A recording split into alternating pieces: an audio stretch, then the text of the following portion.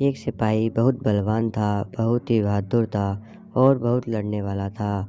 उसका घोड़ा भी वैसा ही बलवान, बहादुर और लड़ने का हौसला रखने वाला था। एक दिन सिपाही अपने लड़ने घोड़े पर बैठकर किसी पहाड़ी के रास्ते से जा रहा था। अचानक घोड़े का पैर पत्थर से टकराया और उसकी नाल निकल गई। नाल निकल जाने से घोड़े को बहुत कष्ट हुआ और वह लंगड़ा कर चलने लगा। सिपाही ने घोड़े का कष्ट तो समझ ही लिया, परंतु उसकी विशेष चिंता नहीं की। बस वह उसी सोच में डूबा रहा, नाल बंधवा देगा। इस प्रकार आजकल के चक्कर में दिन निकलते गए और घोड़े का कष्ट दूर न हुआ।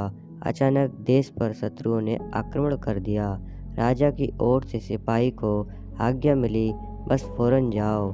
अब सिपाही क्या करता, इतना समय ही कहाँ था कि घोड़े के पैर में नाल बंधवा पाता, परंतु लड़ाई पर तो जाना ही था।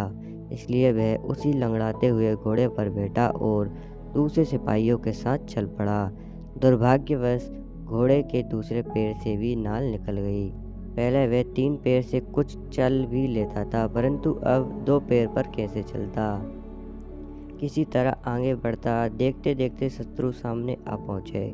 वे संख्या में इतने अधिक थे कि उनके सामने सिपाही के साथ ठहर भी न सके।